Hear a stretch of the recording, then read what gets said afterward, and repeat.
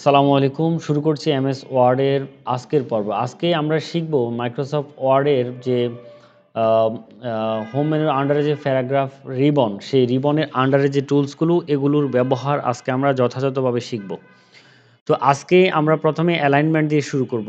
দেখুন আমার এখন আমি যেখানেই কার্সর রাখছি না কেন, আমার কিন্তু এই যে এই অ্যালাইনমেন্টটা অর্থাৎ সেন্টার এটা কিন্তু অ্যাক্টিভ হয়ে আছে। তার মানে আমার এই যে টেক্সটগুলো লেগ সেন্টার অ্যালাইনমেন্টে আছে।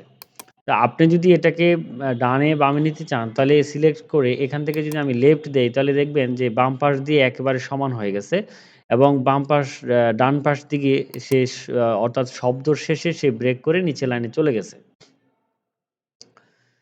এরপরে দেখুন যদি আমি এটাকে সেন্টার করি এতটুকু যদি আমি এভাবে সিলেক্ট করে সেন্টারে ক্লিক করি তাহলে কিন্তু সেন্টার মানে সেন্টারটা ঠিক রেখে সে দুপাশে তার টেক্সটগুলোকে নিয়ে গেছে। এরপরে যদি আবার আপনি দেখেন যে এটা রাইট অ্যালাইনমেন্ট কিভাবে কাজ করে। দেখেন এখানে কিন্তু রাইট সাইডে যে রাইট সাইডের প্রত্যেকটা লাইন কিন্তু রাইট সাইড থেকে সমান এবং লেফট সাইডে সেটা ভেঙে সেটা এখান থেকে ভেঙে নিচের লাইন থেকে শুরু হয়েছে।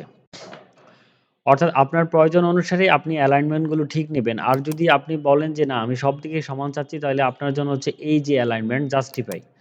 জাস্টিফাই দেওয়ার ফলে কি হলো? জাস্টিফাই দেওয়ার ফলে এখান থেকে অর্থাৎ লেফট থেকে শুরু করে রাইট পর্যন্ত সে একেবারে সমান করে নিয়ে তার পরবর্তীতে সে ব্রেক করে নিচের লাইনে লিখেছে। এখানে খেয়াল করে দেখবেন এখানে কিন্তু একেবারেই সমান। তারপরে এখানে সমান, সমান এগুলো সব ঠিকঠাক আছে।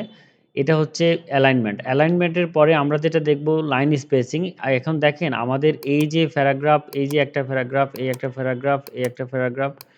প্রত্যেক প্যারাগ্রাফের মাঝখানে, মাঝখানে কিন্তু আমাদের স্পেস রয়েছে। এই স্পেসগুলো আপনি চাইলে অ্যাক্সেস নিয়ে আপনি কম বেশি করতে পারবেন। সেক্ষেত্রে প্যারাগ্রাফের যে প্যারাগ্রাফ রিবনের আন্ডার যে টুলস, এই যে tool line spacing, line and paragraph spacing এখানে যদি আপনি ক্লিক করেন, দেখেন এখানে আপনি এই এই যে লাইন এবং প্যারাগ্রাফের স্পেস কিন্তু বেড়ে যাচ্ছে, কমে যাচ্ছে।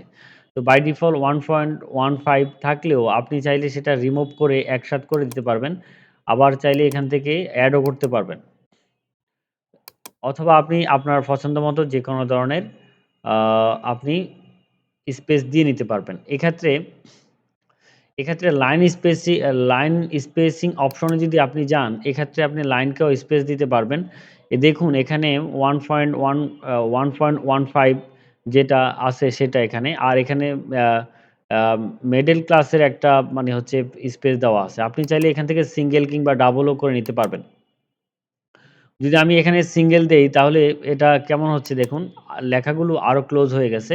আমরা যদি আবার একটু দেখি এখানে আমি ডাবল দিলাম। ডাবল দেওয়ার পরে দেখবেন লেখাগুলো কিন্তু ডাবল স্পেস নিয়ে নিয়েছে। তো এইখান থেকে স্পেসের ব্যাপারগুলো আপনি এখান থেকে নিয়ন্ত্রণ করতে পারবেন। তবে এই ক্ষেত্রে অবশ্যই আপনাকে যেতটুকু যে প্যারাগ্রাফগুলোর উপরে আপনি স্পেসের কন্ট্রোলটা নিতে চাচ্ছেন, সেই প্যারাগ্রাফের অংশটুকু কিন্তু অবশ্যই আপনাকে সিলেক্ট করে নিতে হবে। এক্ষেত্রে আমি রিমুভ করে দিয়েছি এবং এখান থেকে এটা আমি আগের মতো আ আগের রিমুভ না, আমি আগের মতো করতে গেলে এখানে আমার আগে যেটা ছিল সেটা 1.5 এবং এখানে কিন্তু আমার স্পেস এড ছিল। আচ্ছা, তারপরে এখানে দেখুন, এখানে এই যে ২ টা টুলস, এই টুলসটা হচ্ছে আ ডিক্রিজ ইনডেন্ট এবং ইনক্রিজ ইনডেন্ট। এই ২ টা টুলের মাধ্যমে আপনি যেকোনো প্যারাগ্রাফ বা লাইনকে আপনি অর্থাৎ আমরা যে ট্যাব ইউজ করি, সেরকম করতে পারবেন। আপনি যদি এটাকে সিলেক্ট করে এইখানটায় ক্লিক করেন, দেখেন যে এটা কিছু অংশ জায়গা এখানে সরে চলে আসছে এবং আপনি যদি এটাতে আবার ক্লিক করেন, এটা কিন্তু এভাবে যেতে থাকবে। এবং পূর্বস্থানে আসতে আপনাকে এখানে ক্লিক করতে হবে। এই কাজটা আপনি কিবোর্ড থেকে ট্যাব প্রেস করেও করতে পারবেন এবং শিফট ধরে আবার ট্যাব প্রেস করে আবার আগের জায়গায় আসতে পারবেন। আচ্ছা, তারপরে এখানে শর্ট করার জন্য আমরা যদি এখানে কিছু লিখি, মনে করুন আমি কিছু নাম লিখছি।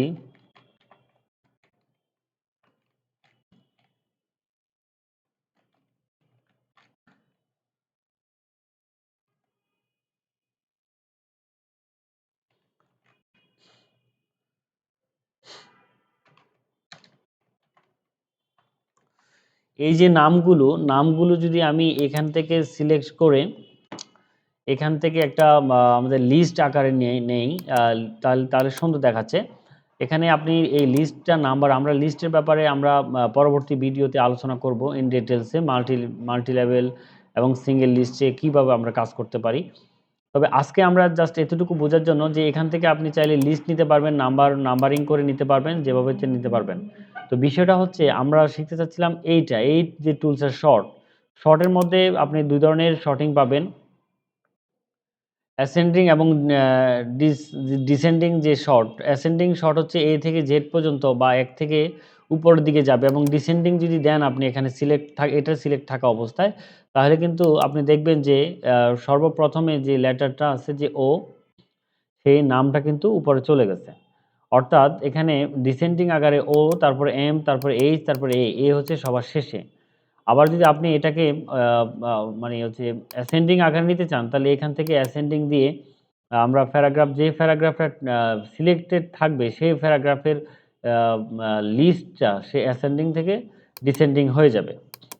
আশা করি আপনারা এতটুকু বুঝতে পেরেছেন। আগামী যে পর্ব, সেখানে আমরা শিখব হচ্ছে এই যে টুলস শর্ট এবং মানে শো এবং হাইড যে টুলসটা, এবং লিস্টের যে বুলেট লিস্ট, নাম্বারিং লিস্ট এবং মাল্টি লিস্ট, এ বিষয়ে আমরা আগামী পর্বে কথা বলবো। আজকের মতো এখানে আমরা শেষ করলাম। ধন্যবাদ সবাইকে।